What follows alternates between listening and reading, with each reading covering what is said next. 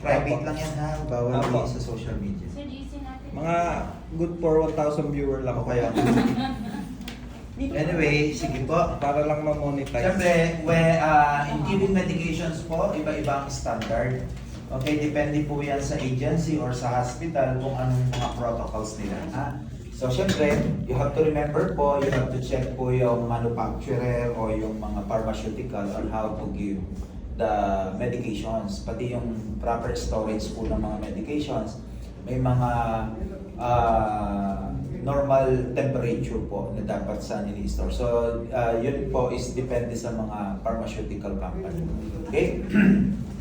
So, ang i-demo ko lang po is yung mga general knowledge on how to give and prepare medications. Okay? So, syempre, you have to gather all the supplies. So, dapat meron kang medicine tray. Tapos, syempre, gloves. Okay? Tapos, meron tayong mga different sizes of syringes. Okay? Mga needles. Then, meron po tayong mga band-aid. So, dito po is medicated band-aid. Pwede naman yung plaster. Okay, kaya lang pag plaster ang gagamitin, you have to use gauze or cotton. Okay? Then, ito is normal saline to, pero ito po yung ginagamit nating medications. Ito po yung mismong ibibigay sa inyo later. Okay?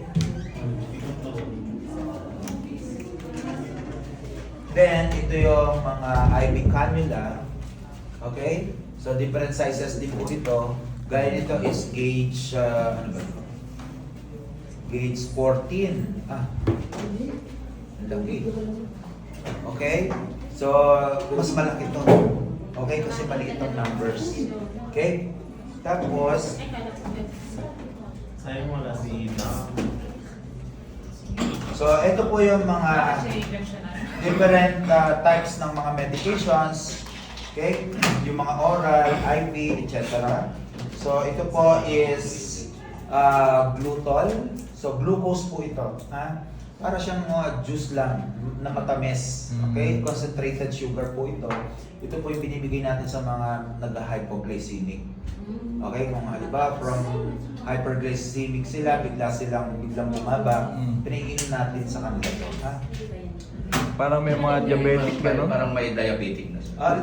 Mga sa Low sugar, low sugar. Yung mataas ang blood sugar nila tapos biglang bumaba. That is common complication po kasi ng mga may diabetes is bumababa ang blood sugar. So ito po yung binibigay natin sa kanila. In the absence po nito, pwedeng mga candies, chocolates, etc. Sir, yan ba yung sa mga buntis? Hindi. Iba yun? Yung sa buntis. Hindi. Hindi ito. Baka Ito is syuktong yun. glucose lang to. Syuktong. Hindi, meron po yan sa buntis. Glucose po ito. Concentrated sugar ito. Oo. Okay? Ito po yung tinatawag natin mga acetous syringe, yung malalaki. Then, ito po yung tinatawag nating insulin syringe. Kung makikita nyo, maliit lang yung needle niya, halos hindi mo nga makita. Okay? Tapos, ito is yung plit enema. Ito, sa puwit lang to. Okay? Hindi pa pwede sa bibig to, ha? Okay? So, i-open mo lang to, then lalagyan mo ng lubricant, then ipapasok mo sa well. Okay? Siyempre, ang posisyon ni baby, siyempre, ng pasyente is infant positions. Okay? So, lying, tapos naka-knee ang flex. Pwede mag-demo yung sarita para alam natin just in case. Expert natin. Sino ang mag-ano? Okay? So, ito naman po yung mga other form ng pre-filled syringe. Okay? Ito po is sa hemoglobin naman ito, ha? So, ito is pag open mo, nandun na po yung medication sa loob. So, wala ka nang kukuning mga distilled water, etc. So, Ready you have to to ano do na is siya. wear gloves, then alcohol at saka gauze. Then, ibibigay mo na yan sa pasyente. Then, syempre, ito yung mga other types ng mga topical. Alam niyo naman to yung mga naka-chew. Okay? Yung pinapahid naman sa... Yes. Ito. Di ba kayo nakakita nito? Ito yung mga Exilin, Bronchicum is cup syrup po ito. Okay? So, ito depende na lang kung ilang ml yung ibibigay natin or cc. Di ba sir yung takip niyan, yun na yung mismong measurement niya, kaya ganyan yan? Hindi. Kaya Okay, laki. meron po. Meron. Di ba meron ano? Okay? Ito naman yung tinatawag nating oral syringe. Okay, ito yung mga normally ginagamit natin sa pagbibigay ng medication orally. Okay, pero again, pwede naman natin gamitin yung regular syringe kanina kung wala tayong ganito. Then, ito, kabisado nyo naman na ito, tablets. Okay? Ito po yung mga sinasabi nating mga ampule at saka vials. Okay? Pure bias. Napakamahal yun. So ito po yung mga vials. So usually, meron pa siyang cover dito, tanggalin yan, then iwa-wipe natin yan ng alcohol bago natin kunin yung medicine sa loob. So depende po yan. Pag liquid form na siya, hindi ka na magdadalute. Okay? Pero ito, since powdered form pa siya, magdadalute ka pa. Depende sa packaging. Okay? Kung minsan yung mga ganitong vials po, may kasama na siyang dilutions. Okay? Mga usually ganito din. So, kung ano yung dilutions niya, yun yung ilalagay natin dito. For example, 5 ml, 5 ml dapat ito. Okay? In the absence po, pwede po yung mga normal saline. Okay? O yung mga distilled water. Pero, halimbawa, walang instruction yung manufacturer how to dilute this, pinaka-safe po is 4 ml. Okay? So, kung wala siyang kasama sa na dilutions, 4 ml yung i-dilute natin. Okay? Tapos, ito po yung ampule. So, ang ampule, meron siyang neck. So, may color po dyan, pwedeng green, red, ito white. So, ibabalik, kung wala siyang mark na point lang na ganyan, okay? Balikin mo siya away from you. Okay? Away from you ha, pag ganun. Okay? Hindi po pwedeng pag ganun. Kasi pag nabubog, pwedeng magpunta sa iyo. Or meron po tayong devices na pang-crush. Okay? O ito, gaya nito, meron siyang neck. Okay? Ito naman, yung ginagamit na anesthesia, usually sa dental. Okay? So, yung syringe nila, binabala lang ito. Okay? Ano ba ba? Yung mahirap bilhin. O, ito naman, ito yung mga installations. Di ba? Yung mga dinadrop. Okay? So, depende kung 2 drops, 3 drops yung i-order sa inyo ng doktor. Wala na. Okay na. So, yun lang ang mga forms ng ating mga containers. Then now, we'll be demonstrating po the preparations ng ating medications. Okay? Sige. Wala tayong ano no? Pepper.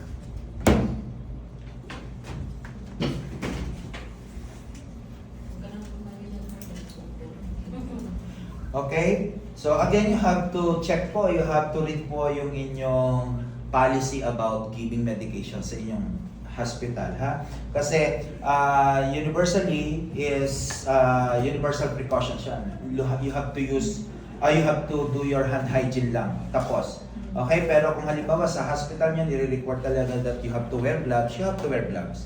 Okay, syempre, prior kayo mag-wear ng gloves, you have to do your hand hygiene. Okay? So, ayan. Okay. Paano pag hand hygiene? So you have to remove all the jewelries, di ba? Dapat butterfly.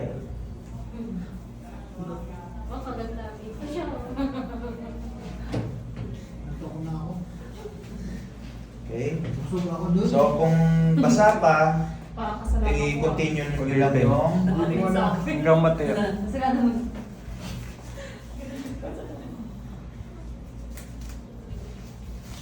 then you have to prepare all the supplies. Okay? So pwedeng depende sa size. 0.5 lang naman yung ating i-inject, kaya pwede na itong 3 ml. Then, syempre, needle. Although ito, makikita nyo po, meron siyang needle na. Okay? Pero ito po is aspirating needle. Ito po yung pagkukuha natin sa medications. Pero yung ituturok natin, ito. Okay? Kasi consider dapat na sterile ang needle. Ha? Then, ito po yung medications. Yung naka-open na parang tipid. Then, syempre, alcohol swab. Then, gauze. At saka medicated band-aid. Okay? So, ito po yung mga kailangan natin. So, how to prepare? Siyempre, always look for the 6 rights. Di ba? So, you have to identify po muna yung pasyente nyo. Okay? Kung sino yung magre-receive ng medications. Okay? Once na na-identify nyo na, you have to check po yung proper medications. For example, ito is paracetamol. Okay? So, you have to check po yung label nyo kung paracetamol ba. Then, importante po yung expiration date. Okay? So, kasama po sa pag-check ng right medication is expiration date. So, you have to check po ang expiration date. Then, you have to prepare. Okay? So, na-check na natin yung gamot, na-check na natin yung pasyente. Okay? So, dito po, you have to open the syringe po. Pag ganito ang packaging ng syringe, may paper siya, saka plastic. So, hindi po basta-basta ino-open yan. Dito lang siya binubukas. Okay? Ganon. Okay? Although nakasanayan na natin, pinupulot lang na gano'n. So, mali po yun, ha? Kasi possible na makontaminate po yung mga syringes natin. Okay? Then, kunin nyo lang, i-connect nyo na agad, tapon sa bin. Okay? Then, right dose. Okay? So, kanina na-compute na natin yung dosage, di ba? Okay? So, halimbawa, 0.5 ml. Okay? Open mo lang. Then, eye level. Okay? Dapat nakaharap sa'yo yung pangalan mismo ng medications. Then, yung syringe nyo, yung plunger. Yung plunger, barrel, sorry. Okay? Dapat nakaharap sa'yo para alam mo po kung ilan yung i-aspirate natin. So, 0.5 lang siya. Okay? Yan. Okay, hindi po tayo nagre-recap ng syringe o ng needle. Okay, kasi bawal yon. Pero, just in case po na kailangan natin i-recap po yung mga needles natin, meron lang pong isang acceptable na pagre-recap ng ating needle. Okay? So, para makita po dito, okay, dapat sa flat. So, you have to use po scooping technique. Never touch po yung inyong cup. Okay? So, ganito lang po yung scooping technique. Okay? Hindi mo hawakan to. Okay? Never po magre-recap na ganito kasi pwede kang matusok. O lalo na kung use. Tapos meron pang HIV yung na pasyente mo, then nahawa mo sarili mo. Kaya never recap needles. Okay? Kung kinakailangan nga po, halimbawa policy ng hospital, you have to recap. Ito lang po yung acceptable na recapping. Do not touch. Okay? Then, yan. So ito, nire-recap natin kasi tatanggalin natin yung bubbles. So may tendency po kasi pipitikin natin. Kaya kung hindi yan naka-cap, may tendency maka-injured ka. Okay? Kaya nire-recap lang natin.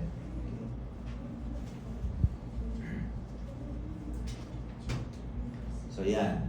So ito naman wala masyadong bubbles, pero just in case na may bubbles po, ayan may maliit, that is acceptable. Kasi iniiwasan po natin magkaroon ng air embolisms. Ang air embolisms naman is 10 ml eh. So since maliit lang naman to, hindi siya masyadong nakaka-risk. Pero anyhow, kailangan pa rin natin talagang tanggalin any bubbles. Kasi pag nag-accumulate yan, so possible po siyang magka-air embolism. So 0.5. Then, na-identify na natin yung pasyente, na-identify na natin yung dosage, saka yung medications. Okay? Yung time. So, dapat, kung halimbawa, ang time niya is every 6 hours, so kung 2 o'clock ka nagbigay nung pinaka-latest, so 2, 3, 4, 5, 6, 7, 8. So, 8 p.m. ka magbibigay. So, then, right route. Okay? Sino yung pwedeng maging pasyente? Payat. Ito na siya. Ito na yung mismo Payat. Yung hindi naka-long sleeve para makikita niyo talaga. Okay? Dona. Ayaw nila. Payat na Hindi, Dona. hindi ko kayo hindi ko kayo i-inject ha. Ito na sir, nakatayo na nasa likod ko. Sige lang. Sige. Okay? Normally, yung mahabang injection. Siyempre. Gusto niya yan. Siyempre, dapat pag magbibigay na tayo ng medications, meron tayong sharp container. Okay? So, hindi kita i-inject, huwag kang mag-alala. Hindi po gusto niya lang, sir. Papakita ko lang sa inyo on how to get the right route. Diba? Dapat alam na natin yung right route. So, alam na natin pasyente, siyempre, ang Pag-identify po ng pasyente, ma'am, ano po ang buo yung pangalan. Okay, dapat i-mention niya yung kanyang given name at saka family name. Okay, ma'am, ako po si Bernard Carbio, ako po ang inyong caregiver for today. Ma'am, magbibigay lang po tayo ng inyong medications. Okay, so kung tinanong niya kung para sa inyong medications, dapat may alam kayo.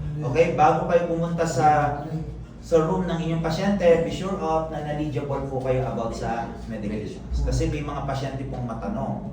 Okay? So, ayan. So, magbibigay po tayo ng gamot nyo para sa lagnat, para sa gamot po ito. Okay? Okay lang po ba, ma'am? Ma'am, pwede po bang malaman ang inyong buong pangalan? Arlene Montigal po. Montigal. Okay, ma'am Arlene Montigal. Okay lang po ba? Magbibigay ako ng gamot? Okay po. Okay lang daw. That's the time pa lang na i-prepare nyo yung gamot. Okay? Kasi paano kung nag-refuse, pin-repair nyo na? Okay, sayang. Okay? So, dapat, kanina pa natin identify, dapat you have to identify muna yung pasyente. Okay? Then, you have to position po yung pasyente nyo. Okay? Kung ang pasyente nyo comatose, wala nang problema yon. So, pwedeng pwede namang nakalayi. Okay? So, ma'am, magbibigay po ako ng inyong gamot para sa lagnat. Okay? Kung sitting position po yung pasyente nyo tulad nito, be sure of na komportable siya. Okay? Tapos po, other considerations po, you have to ask po yung pasyente kung ano yung dominant at saka non-dominant hand niya. Okay? Ma'am, pwede ko po bang malaman kung ano yung kamay na madalas yung ginagamit? Okay? Kaliwete. O, kaliwa siya. Okay. Prepared po natin na ibigay dun sa non-dominant hand. Pero again, considerations lang po yun. Kahit saan po natin pwede, kahit saan po kamay, pwede natin ibigay. Okay? Kaya lang, just in case po na nakaramdam siya ng pain, ng numbness, hindi maapektuhan yung daily task niya. Okay? Pero again, yung potency po ng gamot o yung effectiveness ng gamot, hindi po makaka-apekto kung binigay mo man yun sa dominant or non-dominant hand niya. Okay? Yung comfort lang ng pasyente kung bakit natin tinatanong yun. Kasi sir, di ba Okay? may mga gamot na mabigat? Yes, oo, yun lang yung considerations. Pero again, kahit saan mo ibigay yan, basta tama yung route, dominant hand man yan or hindi, effective yung gamot. Okay? Hindi maapektuhan yung potency ng gamot. Okay? So, sige po, ma'am, magbibigay po ito, kaliwete ka. So, dito dapat tayo magbibigay. Okay? Hindi, since nandito na ako magbibigay, ha? Pagtanggal na lang po. Okay? So, this time, you have to locate po kung saan yung kanyang deltoid. Okay? So, pwede pong pakitaas. Sabi ng doktor. So, kanina, may na-mention ako, acromion process. Okay? So, ang acromion process, kapag payat po yung pasyente nyo, matatouch nyo po dito yon, yung mismong joint nyo dito.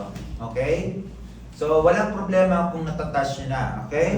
So, natatouch ko pa naman yung sa kanya. So, kapag natouch ko yung acromion process niya, 3 fingers below. Okay? So, yan. Pwede ko siyang ibigay. Hanggang dito, gagawa ka lang ng diamond. Okay? So, pwede ko siyang ibigay hanggang dito. Basta below at least 3 fingers. Kahit dito, pwede ko siyang ibigay. Naintindihan? Hindi lang dun sa mismong below 3 fingers. Pwede pang bumaba. Okay? Eh, paano kung medyo mataba? Si Press ang bibigyan nyo. Okay? So, acromion process pa din. Okay? Hindi nyo matouch yung acromion process niya. Itaas nyo po yung kilikili niyang ganyan. Okay? Pag nakita nyo po na merong dimple dito, yun yung acromion process niya. Okay? From dimple, ibababa niya lang. Okay? So, makikita nyo yan. Sino ba yung pwedeng mag-ano? Ayan, sige. Makikita nyo yung acromion process. Ayan, okay? So, sa kanya, hindi mo naman na kasi kailangan. Pero kasi natatouch. Pero para makita nyo lang, ayun. Okay? Yung may dimple, yun yung acromion process. Nakalongsig ka ate. Okay? O, i-touch mo na lang. Payat naman siya eh. Sir, ito may dimple. Okay? So that is proper identification po ng right route. Okay? Especially dito sa deltoid. Okay? Yan. Then, so ito na po, about to give na. So you have to change po your needle. Kasi ito, tinouch natin dun sa vial o sa container ng medications. Hindi na to sterile. Okay? Ang tawag po dyan is aspirating needle. Okay? So you have to open. So do not touch. Okay? Then, i-attach po natin yung bagong needle. Okay? Ito, sterile na yan. Hindi mo siya pwedeng i-open kung ina-identify mo pa lang yung right route. Kasi hindi siya pwedeng ma-expose for the longer time sa environment. Kasi pwede siyang ma-contaminate. Okay? So, this time na-identify ko na, okay, i-open mo na lahat ng mga supplies na kailangan. So, i-open. Then, pwede nyo pong ilagay ito dito kasi malinis naman yung gloves. Hindi pwede sa skin kasi baka madumi ka. Okay? Dumi ka talaga. Baka madumi ka. Ang dumi mo. Okay, then you have to open po the alcohol. Okay, ang position nyo po dapat ganito. Okay? Pero for the demo lang, so dito ako puposition. Okay? So meron pong alcohol swab na yan, at saka gauze. So meron dalawang technique. Una technique, inner to outer muna. Inner to outer, circular motion. Okay? Inner to outer. Hindi pwedeng pabalik-balik. Kasi binabalik mo lang yung dumi. Okay? Kaya inner hanggang palabas. Circular motion lang. Or meron pong isang technique lang. Okay? From top to bottom. Hindi pwedeng pabalik-balik din. Kasi binabalik mo nga lang din yung dumi. Okay?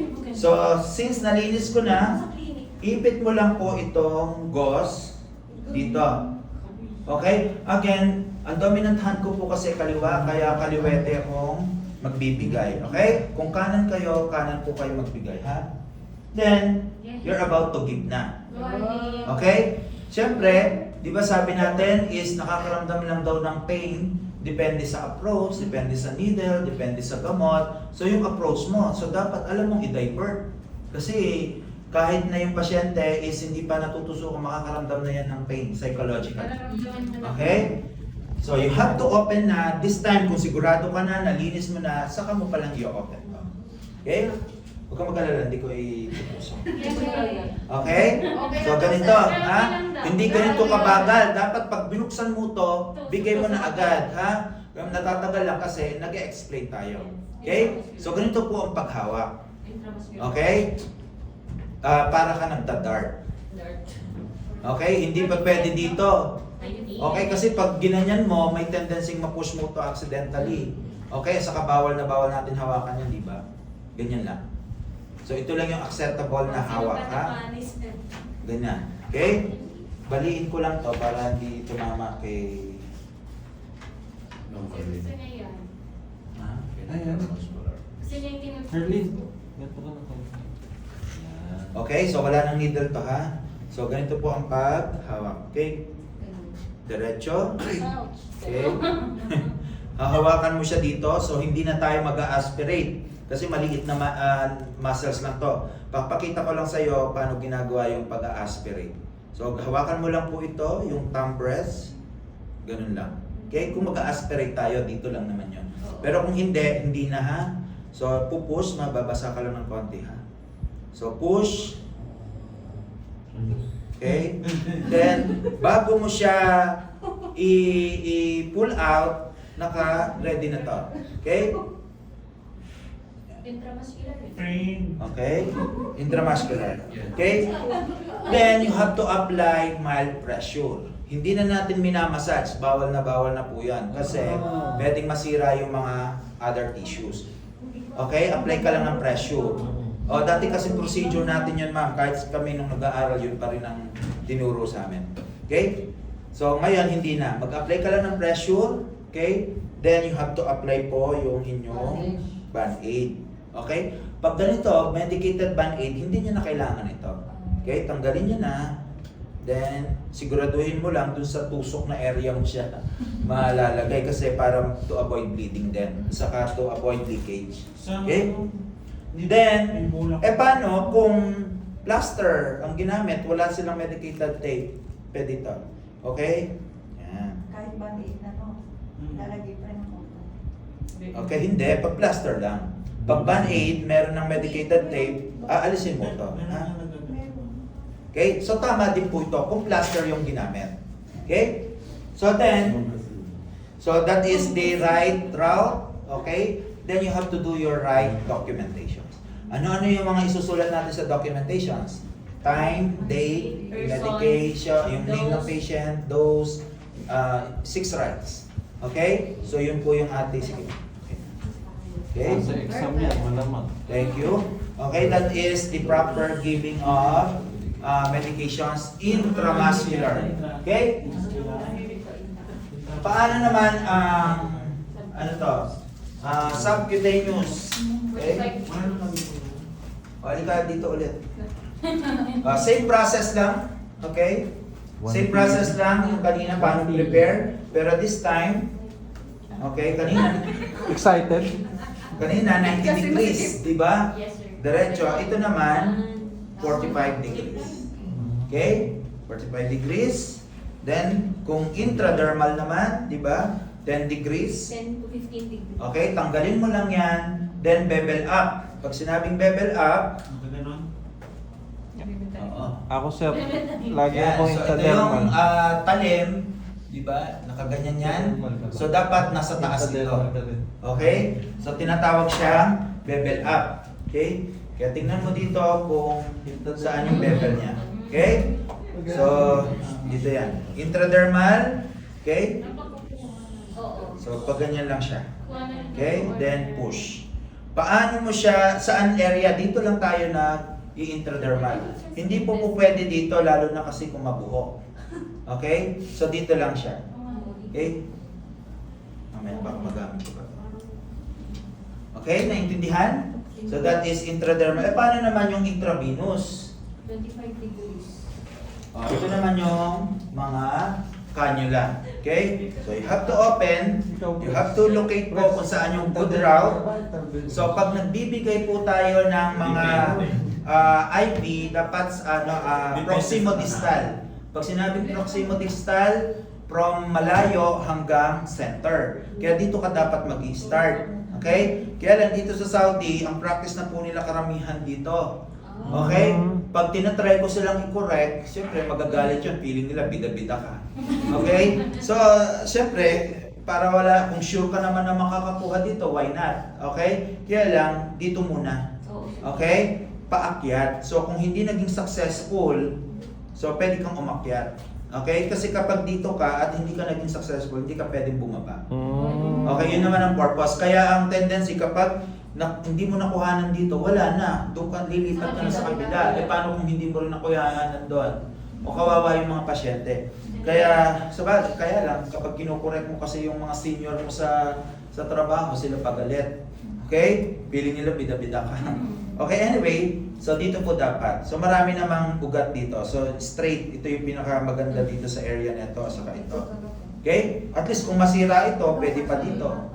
Okay? Pero once na dito ka kaagad kumuha, kahit gaano kaganda yung ugat dito, hindi ka na pwede kumuha. Okay? So yun lang. Sige na. Okay na. Then you have to do your, syempre, infection control. You have to remove, you have to, halimbawa wala siyang, wala siyang short container. Okay? Ilalagay mo lang siya sa tray. Proper disposal of Yes, bago ka mag-gloves, you have to dispose po lahat ng ating mga ginamit. Okay? So ito, syempre sa bin. Kasi wala naman sharp ito, ha? Then you have to do your hand hygiene. Okay? Remove your gloves properly. Di ba ganito naman yung tinuro namin sa inyo? Yes. Then do your documentation. Okay?